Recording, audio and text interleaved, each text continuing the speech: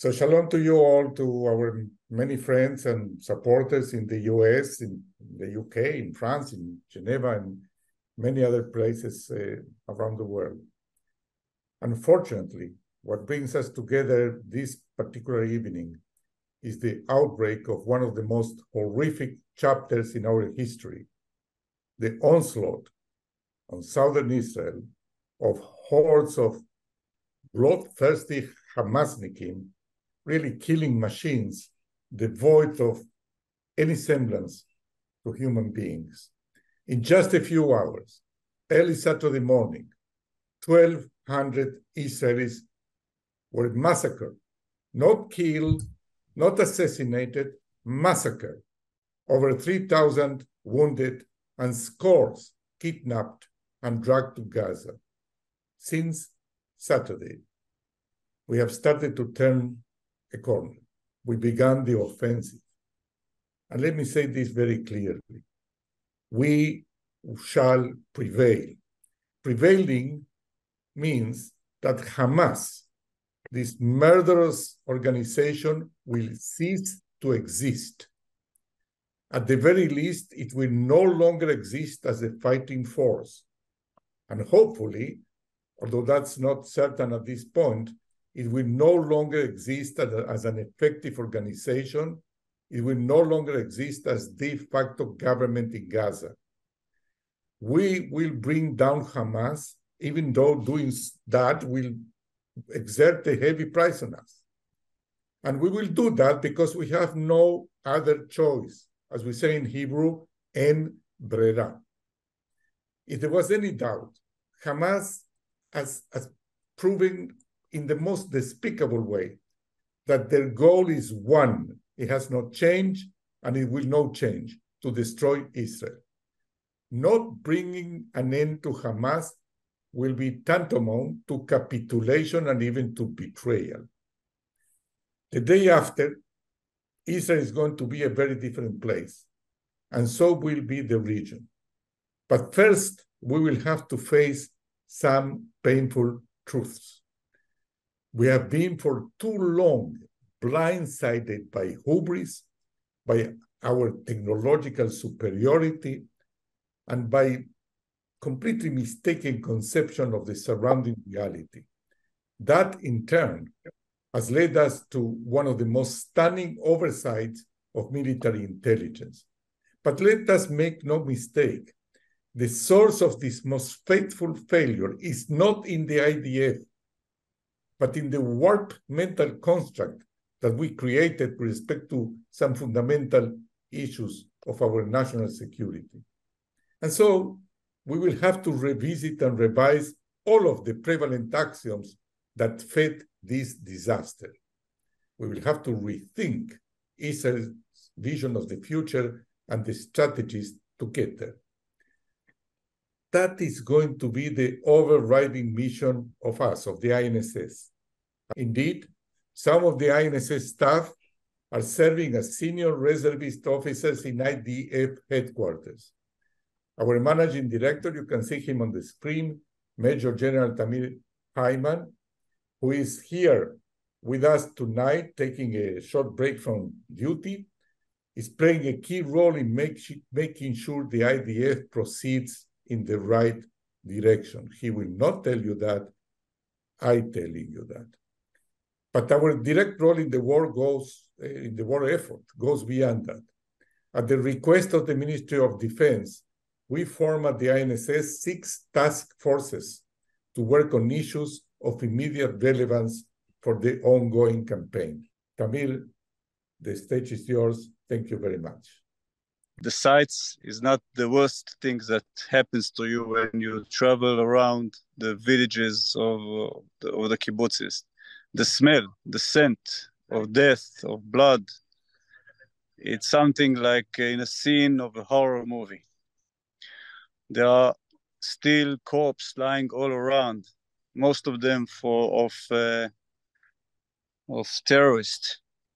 I was appointed special commission of the defense, the Ministry of Defense, in order to resolve or investigate some intelligence issues that we are facing right now. You have to understand there's a problem of lack of confidence on the defense, of the intelligence defense, due to the horrific surprise attack, and right now they are seeking for other opinions and and fresh eyes to look again on all of the materials, and that's what I'm doing. And the other aspects, I'm advising the Southern Command on the operational concept that can deliver the strategy that Mano said, though it was not so clearly stated that we want to crush all Hamas.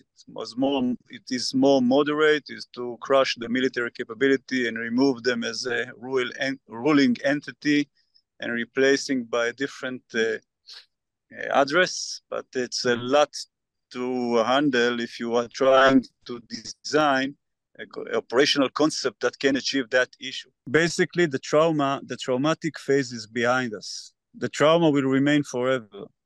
But in my perception, I think we have gathered our forces, cleaned all the area from hostile activities. There are still few remaining terrorists that cannot withdraw to Gaza because we are not allowing them to go back. So they are fighting for their life. They remained in hide for the past 4 days, and now after finishing water and supplies, they are going out while fighting because they know they have no other alternative. But basically, the good news is we have finished the mobilization of all the reserve recruitment of the IDF. We are in a full war scale situation all across the IDF. We have returned. We recaptured all of the occupied kibbutzes or occupied villages in the south, and we have sealed all the holes in the fence that surrounds Gaza. So the defense is stable right now, and that allows us to strike hard, very, very hard, massive defensive capabilities that we deployed there. I'm not going to go into numbers, but if something erupts in the north, we will not be surprised. Not big story during the context, but we are fully deployed in defense.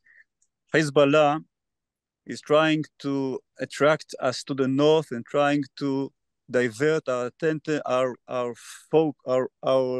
attacking capabilities and striking capabilities from Gaza to the north in order to relieve tensions over their friends in Hamas in Gaza by allowing Palestinian terrorists to create minor and minor attacks, mortar, infiltration, few rockets, cyber attacks, UAVs, reconnaissance UAVs that can create lots of tension all across, because that evokes alarm.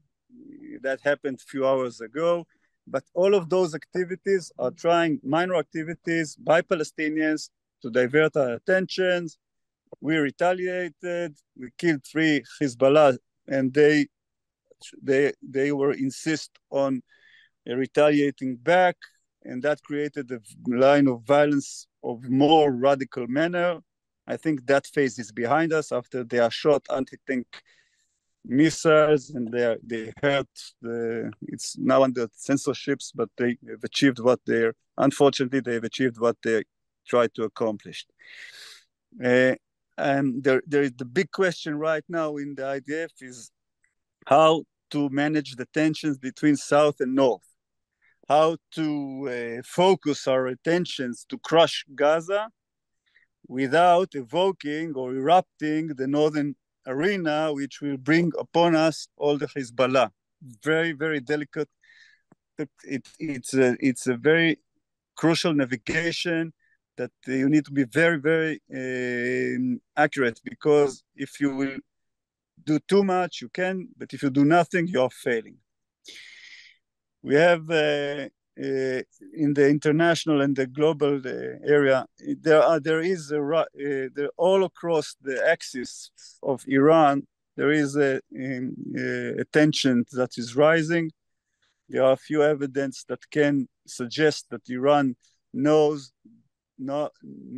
or probably knew about the operation, and probably right now trying to maneuver the arena from the distance by mobilizing a few of their militias and being more prepared. Part of the preparation of Iran is the activity of United States, which I must tell you, it's a heartwarming, and I'm proud to be a friend.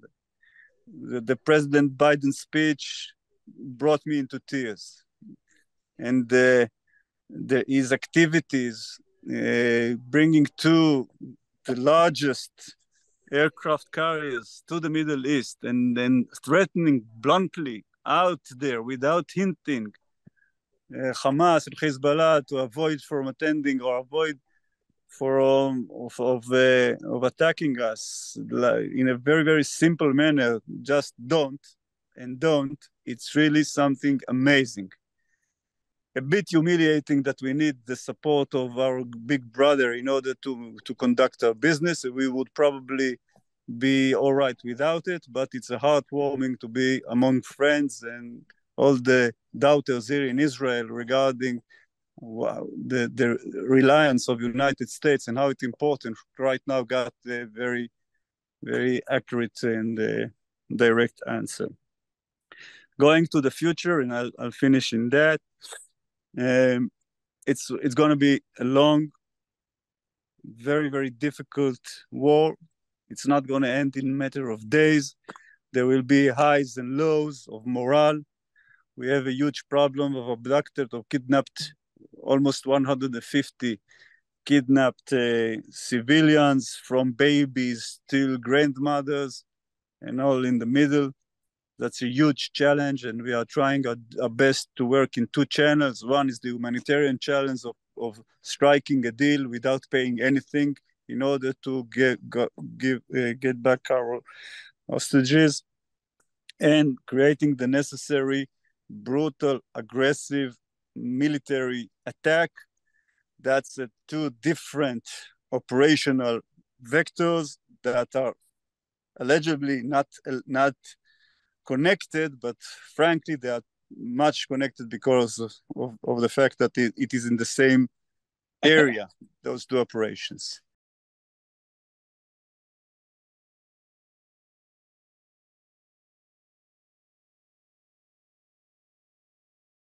If after what happened on Saturday is allowed to be unanswered in the most forceful manner, well, Hamas itself is not an existential threat to the state of Israel, but that would be a precedent that almost becomes existential, because then Hamas will try and test us again in the future, and Hezbollah will try and test us again, and Iran as well.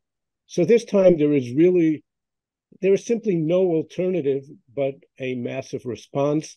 And unfortunately, we all have to calibrate our thinking and understand that we are now in a war, and we have to win this one so that there is no doubt whatsoever who won.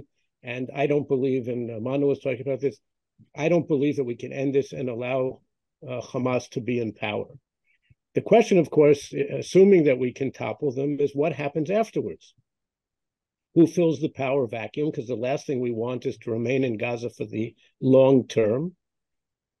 The only, at least to me, the only apparent successor could be possibly the Palestinian Authority, which was overthrown by Hamas in 2007.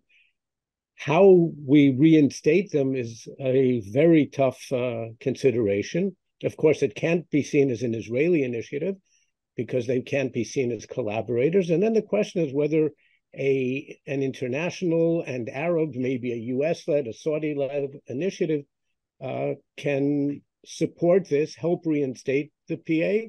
And they will also have to support them afterwards, because it's not just enough to reinstate them, but they have to be kept in power against what will be opposition.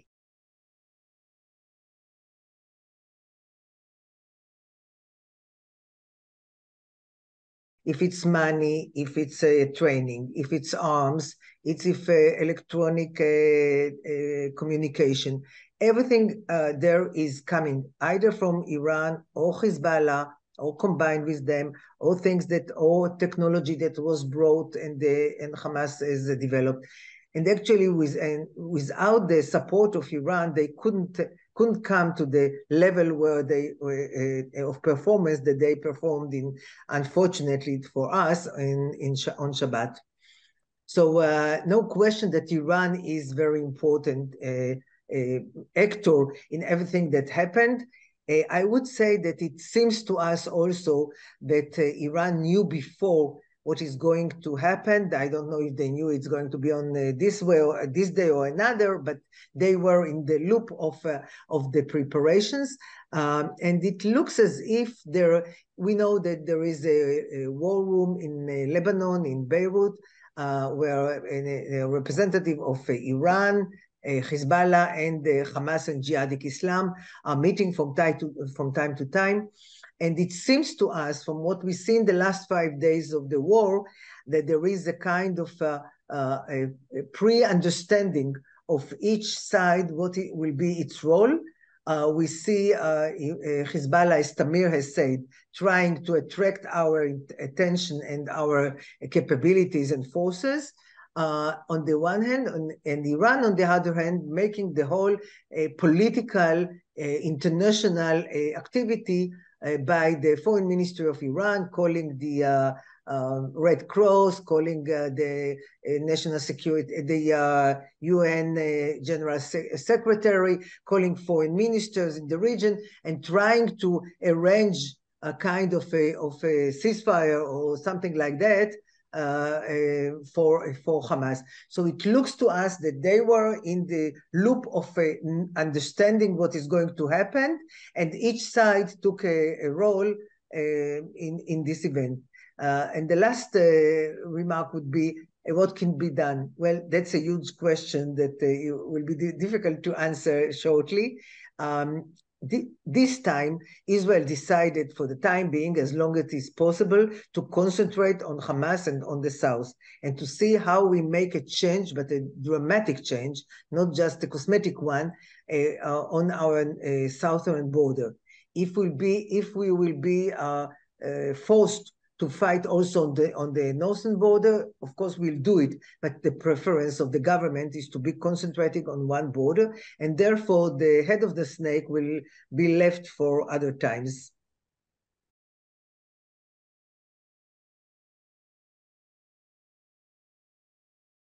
One aim of Hamas was, as I evaluate, is to stop and to break any progress that we saw recently between us and the Saudis and the normalization process. And Hamas spoke against it, and Iran spoke against it. So it's not a coincidence if someone is thinking about the timing of this horrific attack.